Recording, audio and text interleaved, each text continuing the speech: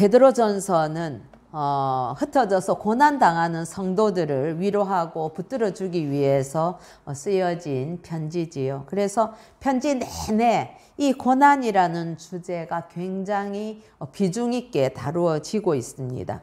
곳곳에 성도들에게 왜 고난이 허락되는지, 그 고난의 의미가 뭔지 이런 것들을 설명하고 가르쳐주고 계시지요.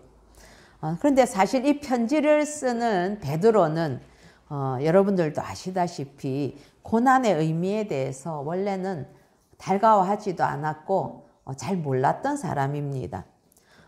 엄청난 성령의 인도하심을 따라 우리 예수님에 대한 신앙 고백을 해놓고도 예수님께서 그 고백을 듣고 너무 기뻐하셔서 이제는 내가 고난받고 십자가에서 그렇게 죽을 때가 다가오고 있다, 이런 이야기를 했을 때는 당장 베드로가 정말 팔을 걷어붙이는 그런 심정으로 절대 그런 일은 있어서 안 된다고 이제 그렇게 막 나서서 만류를 했죠. 그러니까 예수님께서 네가 사람의 일을 생각하는구나, 그렇게 책망을 받았습니다. 그래서 메시아가 왜 죽어야 되는지 그 고난에 대해서 이해하지 못했던 베드로였었습니다.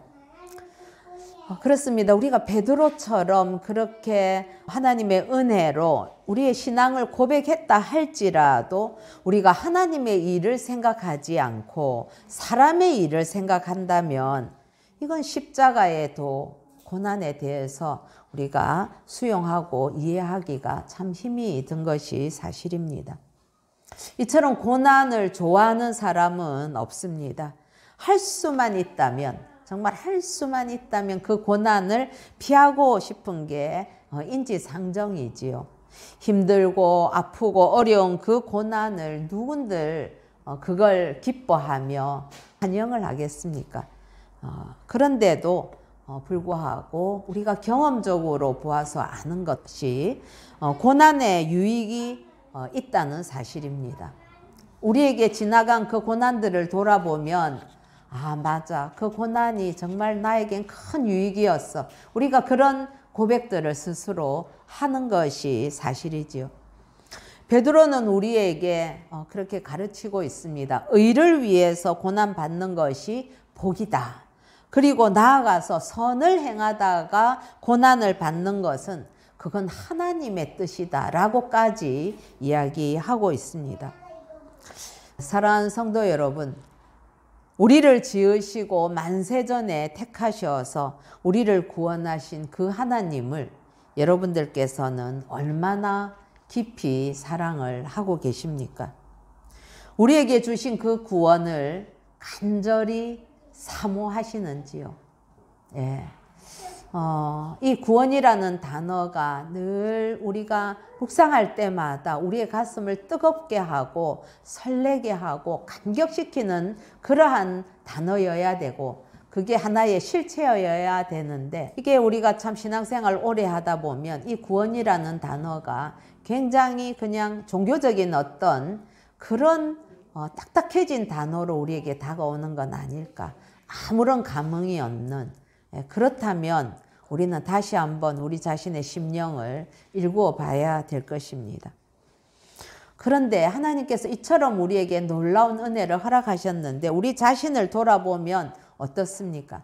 우리는 틈만 나면 하나님이 아닌 다른 것을 향해서 우리의 마음은 막 달려가고 그 다른 것을 사랑합니다. 저도 어떤 때 제 마음이 이렇게 움직이는 거 보면 진짜 참 바람난 호세아의 아내인 고멜처럼 그렇구나. 어떻게 이렇게 하나님을 향해서 집중해서 그 사랑을 순전하게 드리지 못하고 틈만 나면 그걸 벗어나려고 하는 걸까? 제 자신에게 많이 한탄하기도 합니다.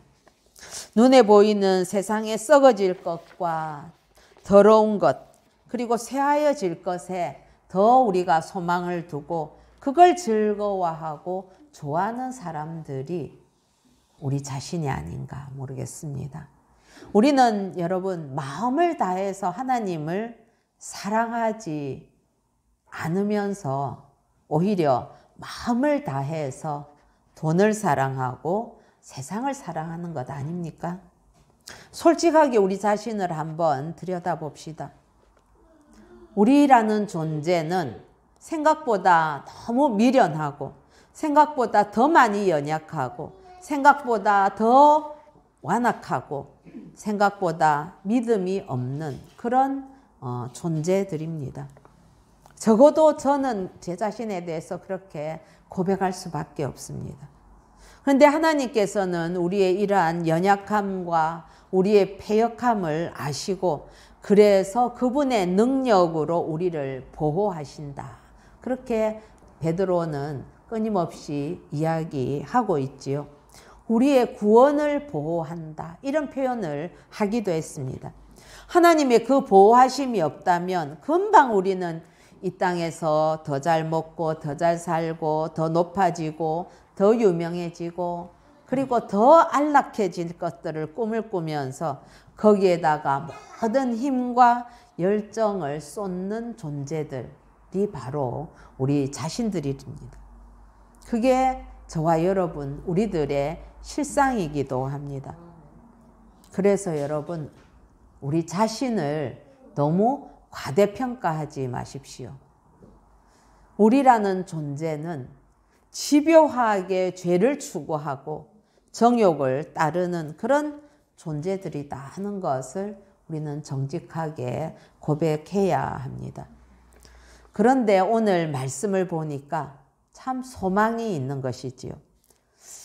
그런 우리가 죄를 그치는 때가 있다고 오늘은 우리에게 본문이 말씀을 해주고 있습니다. 정욕을 그치는 때가 있다는 거죠. 바로 어떤 때인지 우리 1절 같이 한번 읽어보십시다. 시작. 그리스도께서 이미 육체의 고난을 받으셨으니 너희도 같은 마음으로 갑옷을 삼으라. 이는 육체의 고난을 받은 자는 죄를 그쳤음이니. 아멘. 참 감사한 말씀입니다. 육체의 고난을 받은 자가 죄를 그친다고 그렇게 이야기하고 있네요. 죄가 뭡니까? 모든 불행과 비참함의 그 씨앗이 바로 죄인데 그런 죄를 그치게 하는 것이 고난이니까 그렇다면 고난은 두말할 것 없이 은혜이고 복이 되는 것입니다. 그러나 무릇 고난이라는 것이 쉬운 것은 없습니다. 그래서 우리가 고난의 결과와 유익을 생각을 하면서 마음의 무장을 새롭게 하는 것이 필요하다. 그렇게 이야기하고 있죠. 그래서 우리보다 앞서 고난당하신 예수 그리스도의 그 고난이 위대한 승리로 끝이 났지요. 십자가의 그 죽으심, 그 고난, 이것이 부활의 승리로 나타나지 않았습니까?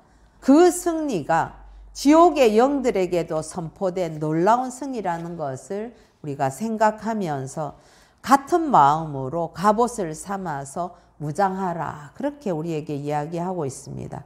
그리스도께서 이미 육체의 고난을 받으셨으니 너희도 같은 마음으로 갑옷을 삼으라. 갑옷 삼으시는 저와 여러분 되십시다. 자, 우리 2절 같이 한번 읽어보시겠습니다. 시작.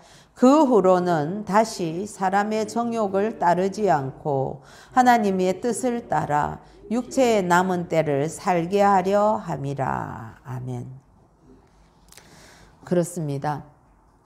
이 말씀이 바로 우리의 구원을 보호하고 계시는 하나님께서 우리에게 고난을 허락하시는 이유입니다. 하나님은 고난을 통해서 우리가 죄를 그치고 다시는 사람의 정욕을 따르지 않고 하나님의 뜻을 따라 살기를 원하고 계시는 것이지요. 사람의 정욕이 무엇입니까? 우리 3절을 같이 한번 읽어볼까요? 시작. 너희가 음란과 정욕과 술 취함과 방탕과 향락과 무법한 우상 숭배를 하여 이방인의 뜻을 따라 행한 것은 지나간 때로 족하도다. 음란, 정욕, 술 취함, 방탕, 향락, 무법한 우상 숭배, 이런 것이 사람의 정욕입니다. 여러분 이런 것들은 하나님의 뜻을 거스르는 것이기 때문에 이전에 우리가 주를 알기 전에 그때 그렇게 살았던 것 그것으로 족하다는 것이죠. 충분합니다. 다시는 우리 삶에 있어서는 안 될 것들이 바로 이 사람의 정욕이 되는 거죠. 그렇습니다. 지나간 것으로 우리는 족합니다. 나쁜 것 그만큼 해보고 했으면 이제 더 이상 안 해도 되는 거죠.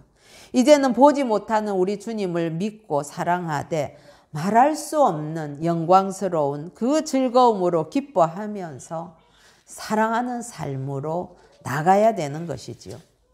이처럼 베드로는 믿지 않는 자들의 삶을 음란, 정욕, 술 취함, 방탕, 향락, 무법한 우상 숭배의 삶으로 그렇게 규정을 하고 이걸 묶어서 한마디로 극한 방탕으로 다름질하는 것이다. 이렇게 설명합니다. 우리 4절 같이 한번 읽어보십시다. 시작. 이러므로 너희가 그들과 함께 그런 극한 방탕에 다름질하지 아니하는 것을 그들이 이상히 여겨 비방하나. 예. 여러분 너무 이방인들의 그러한 모습, 믿지 않는 자들의 그런 삶에 대해서 지금 심하게 말하는 것처럼 들리는가요? 그들도 나름대로 선한 기준을 갖고 사는데 도대체 무슨 근거로 그렇게 이방인들을 비난할 수 있느냐, 그렇게 할지 모르지만은 이건 결코 심한 말이 아닙니다. 하나씩 우리 살펴보십시다. 음란이라는 것은 성적인 욕구를 자제하지 않아서 품위를 손상시키는 행위를 의미하지요. 정욕은 성적인 방종을 포함해서 뒤에 나오는 술 취함, 방탕, 향락, 무절제한 그런 낭비와 쾌락을 지향하는 모든 탐심을 우리가 정욕이다 이렇게 표현을 합니다. 무법한 우상 숭배는 그런 탐심을 달성시키기 위해서 어떤 대상이라도 섬기면서 그것에게 영혼을 파는 행위, 그게 우상 숭배입니다. 여러분 지금 이렇게 표현되는 단어들이 비록 표현은 좀 강렬하지만은 따지고 보면 거의 모든 사람들이 이렇게 더 많은 이익과 쾌락을 추구하는 그런 가치관을 가지고 살아가고 있습니다. 한번 돌아보십시오. 신실한 그리스도인들은 그 정도가 덜 하겠지요, 그렇죠? 그러나 세상의 사람들은 이런 것들을 다 추구하면서 살아갑니다. 어떤 좋은 말로 그렇게 합리화를 하더라도 결국 그들의 삶은 그런 것이라는 거죠.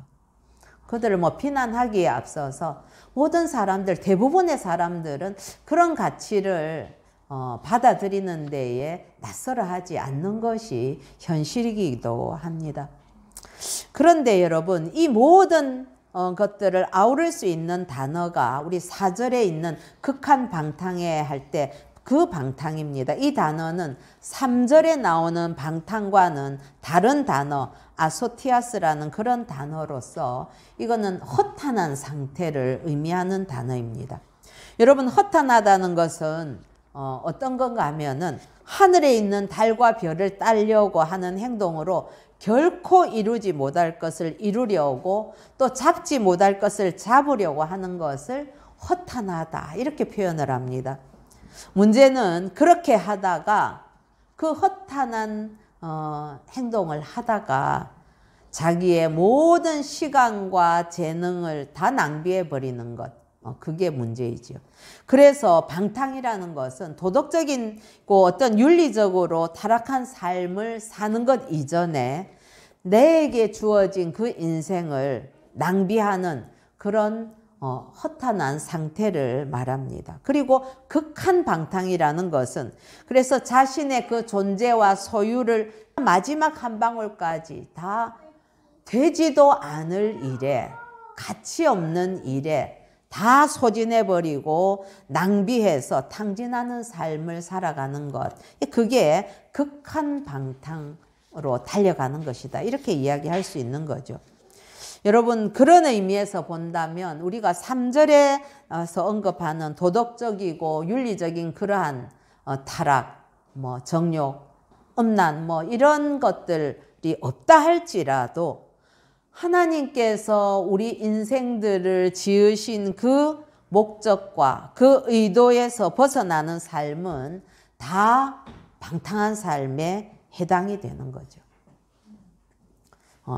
예를 들어서 아주 착하게 법 없이 살 수 있는 그런 사람이라 할지라도 그 착함과 성실함과 그 바름이 자신의 창조주이신 하나님을 거부하면서 하나님께서 그분을 창조하신 그 인생의 창조 목적에 맞지 않게 착하고 바르게 성실하게 한다고 하면 그 사람은 착하기는 하지만은 방탕한 삶을 사는 겁니다.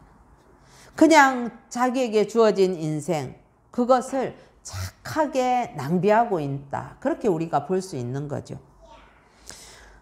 예를 들어서 우리 학생의 본분은 공부하는 것인데 여러분 꼭 공부하는 학생이 술 마시고 담배 피고 나쁜 친구들하고 어울리고 하는 그런 것만 방탕한 것이 아니라 그런 짓 안 해도 나쁜 짓 안 해도 그냥 빈둥빈둥 거리면서 공부 안 하고 시간을 다 낭비해 버린다. 그러면 그게 방탕한 시간을 보내는 거다. 그런 의미입니다.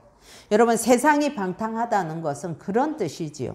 하나님을 모르는 사람들은 그냥 방탕이 아니라 극한 방탕으로 다름질하면서 살아갑니다. 방탕의 홍수 속으로 그렇게 뛰어들듯이 온몸을 던져서 자신에게 주어진 그 인생의 그 모든 시간, 모든 주어진 것들을 허비하고 낭비하는 삶을 살고 있는 것이지요. 그런데 여러분 구원은 무엇인가? 이런 데에서 벗어난 것이 구원입니다. 그런데 구원받은 그리스도인들도 삶의 모습이 이럴 수 있다는 것입니다. 지금 베드로가 이야기하는 것이 겉으로 드러난 음란, 정욕, 향락, 술 취함 이런 거 없어도 나름 열심히 교회 다니고 봉사하고 종교적인 생활은 한다 할지라도 하나님이 본래 나를 만드신, 나를 지으신 그 목적과 의도에 맞지 않게 살아간다면 그것은 하나님 보시기에 인생을 허비하는 방탕한 시간이 되는 것이지요. 그래서 사실은 더 적극적으로 우리가 하나님께서 내게 주신 그 소명, 그 사명을 기억하면서 그 창조 목적에 살아가려고 해야 되는 것이지 그냥 한 걸음 물러나서 그래 세상 사람들은 저렇게 악하게 하는데 나는 그래도 나름 선하잖아. 나는 그래도 매주일 꼬박꼬박 이렇게 예배도 드리잖아. 그런 외적인 모습을 가지고 자기 자신을 합리화시킬 수 없다는 것을 의미하는 것 아니겠습니까?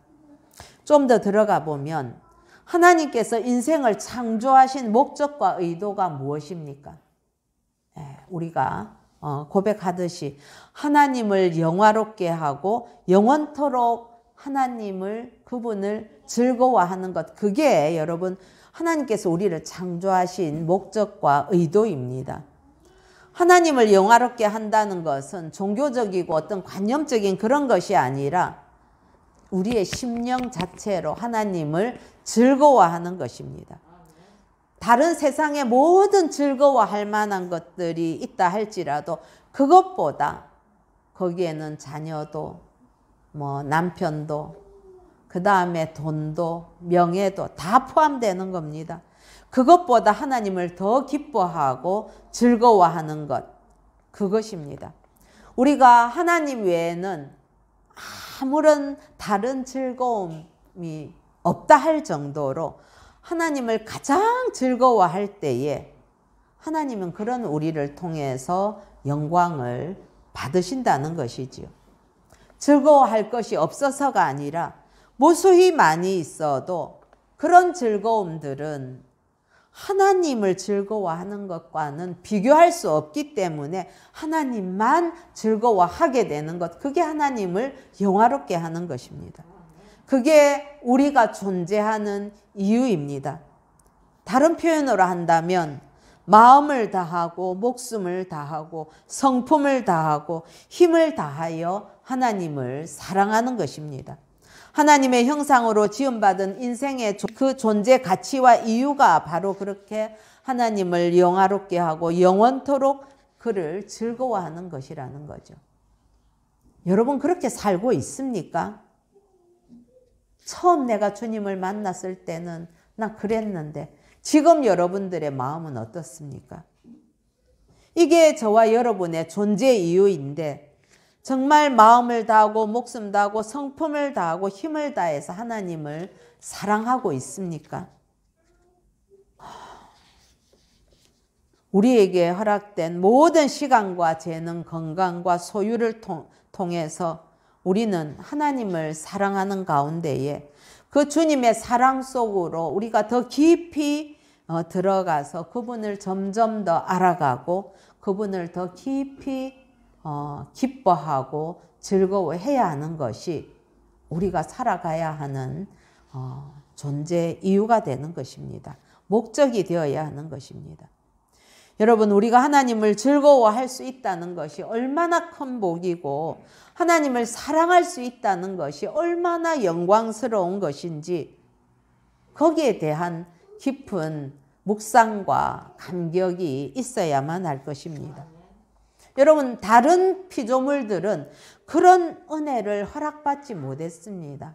그래서 천사들마저도 부러워한다고 하는 것이지요. 하나님과 인간과의 그 밀접한 관계, 하나님이 우리 인간을 얼마나 사랑하시고 아끼는가. 그래서 하나님과 그러한 사랑의 관계를 감히 누리고 은혜를 입을 수 있다는 것. 그거는 말로 다 표현할 수 없는 기쁨이 되는 것입니다. 그런데 우리가 이 귀한 은혜를 휴지 조각처럼 여기고 있는 건 아닌지 돌아보십시다. 신앙생활을 하면서도 늘 눈앞에 있는 현실의 문제에 매여 있고 그래서 하나님을 즐거워하지 않고 하나님을 영화롭게 하는 것에 별로 관심 없고 하나님을 사랑하지 않는다면 그분이 아무리 오랜 세월 신앙생활을 했다 할지라도 열심히 주일이면 와서 자리에 앉아 있다 할지라도 그 사람은 방탕한 시간을 보내는 것입니다. 여러분은 결코 그런 자리에 앉으시는 분이 아니기를 예수님의 이름으로 권면합니다. 그런데 여러분 언제 성도가 죄를 그치게 된다고 이야기합니까? 언제 성도가 극한 그 방탕의 삶을 사는 세상의 그 본질을 딱 파악하고 저건 아니야 그렇게 마음속에 결단하고 세상과 나와는 달라 하는 그런 차별화를 선택할 수 있느냐 하는 거죠. 그게 바로 고난을 당할 때라는 것입니다. 그 고난이 의로운 고난이든지 아니면 우리 자신의 잘못으로 인해서 오는 고난이라 할지라도 성도는 고난을 당할 때에 우리 자신의 삶을 돌아보게 되는 것 아닙니까? 내가 왜 이렇게 살아야 하는지 하나님 앞에 우리가 묻게 되는 것이지요. 그때에 하나님은 고난을 통해서 우리를 하나님의 창조 목적대로 돌려 세우십니다. 야, 너가 가는 길 그 방향이 틀렸어. 돌이켜. 라고 우리에게 말씀하시죠. 그게 바로 은혜입니다. 베드로는 성도가 복음을 통해서 부름받은 것이 바로 고난을 통해서 죄를 그치고 우리 육체의 남은 시간, 그 남은 때에 사람의 정욕이 아니라 하나님을 사랑하고 이웃을 사랑하며 사는 그것이 바로 하나님의 뜻이구나 하는 것을 깨닫게 되고 그렇게 살게 하기 위해서 베드로는 우리에게 하나님께서 우리를 부르셨다라고 이야기하고 있는 것입니다. 우리 6절 같이 한번 읽어보십시다. 시작. 이를 위하여 죽은 자들에게도 복음이 전파되었으니 이는 육체로는 사람으로 심판을 받으나 영으로는 하나님을 따라 살게 하려 함이라. 그런데 여기에서 죽은 자들에게도 복음이 전파되었다. 이것은 베드로 사도가 편지를 쓸 당시에 복음을 듣고 믿었던 자들로서 이제 하나님 앞으로 불림을 받은 죽은 자들을 의미합니다. 그리고 육체로는 심판을 받으나 이거는 아무리 성도라 할지라도 우리가 주님 오실 때까지는 이 세상에서는 육체의 그 고난과 어느 누구나 당하게 되는 그 죽음을 피할 수 없다는 그런 뜻이지요. 그래서 성도도 죄로 인한 어떤 인생의 보편적인 고난에 대해서는 면제받지 않는다는 의미입니다. 늙고 병들고 해상과 노동의 그러한 고달픈 삶을 살다가 언젠가는 죽게 된다 이 말이지요. 그러나 그 속에서 성도는 그 육신은 그렇게 고난을 겪게 되고 또 죽음을 맞게 되지만은 영은 하나님을 따라 사는 은혜를 잊게 된다는 거죠. 그래서 영으로는 하나님을 따라 살게 하려 함이라 그렇게 말씀합니다. 여러분, 하나님을 따라 살게 하는 것, 이거 뭐 하루아침에 되는 일은 아닙니다. 이게 성화의 과정이지요.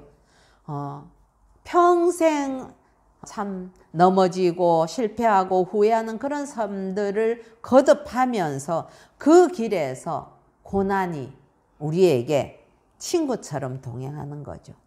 여러분, 고난을 친구라고 생각한다. 이 정도 가면 그분의 믿음은 상당히 깊은 경지에 들어갔다. 그렇게 볼 수 있습니다.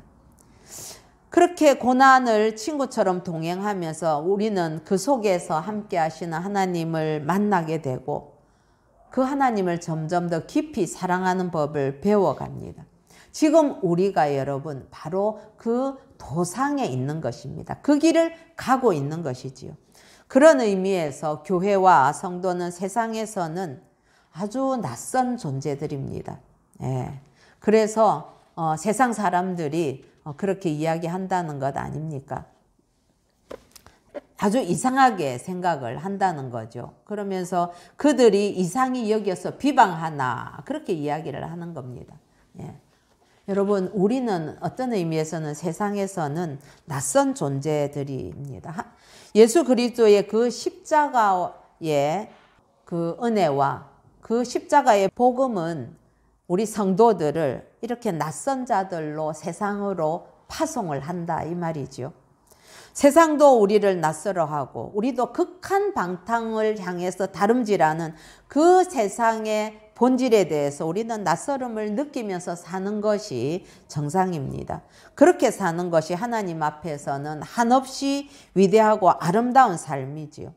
고난이 없이 이 위대한 삶을 살면 좋겠지만은 우리는 그렇게 할 만큼 대단한 존재가 못 된다는 겁니다. 그래서 하나님은 우리에게 고난을 허락하시고 이 위대한 삶의 여정을 시작하게 하십니다.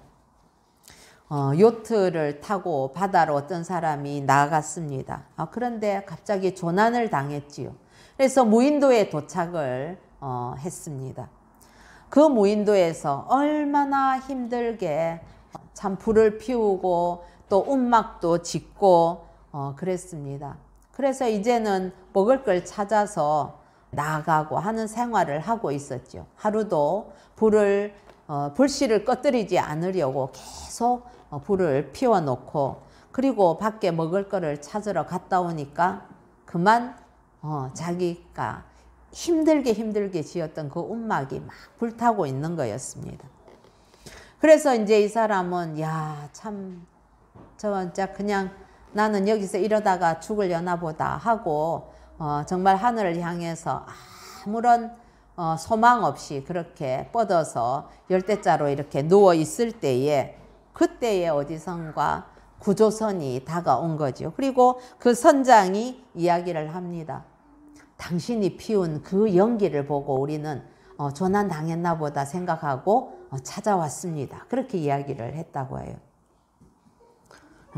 여러분, 성도에게 허락되는 고난도 바로 이런 역할이 되는 거죠. 힘들고 어렵고 우리를 깨뜨리고 절망하게 하지만은 그것 때문에 고난 없으면 우리가 하나님 앞에 달려가지 않거든요. 엎드려 기도하지 않거든요. 예. 그래서 그것 때문에 하나님을 찾고 의지하고 부르짖게 되는 겁니다. 그래서 그 고난이 하나님이 우리의 삶에 개입하게 하시는 그런 연기 역할을 하는 거죠. 하나님 살려주세요. 예. 우리는 그 고난을 통해서 삶을 낭비하던 그 자리에서 하나님을 사랑하고 즐거워하는 그 자리로 돌아와서 우리 주님과 더 친근하게 사랑하면서 하나님의 은혜를 누리는 위대한 삶을 사시기를 축복합니다. 그래서 이 한 주간, 여러분 다음 주간이 추수감사주일이지요. 이 한 주간 고난 중에 하나님께서 우리에게 주신 은혜가 무엇인지 그 감사의 제목들을 하나씩 하나씩 길어 올리는 그런 은혜가 있기를 예수님의 이름으로 축복합니다. 기도하십시다.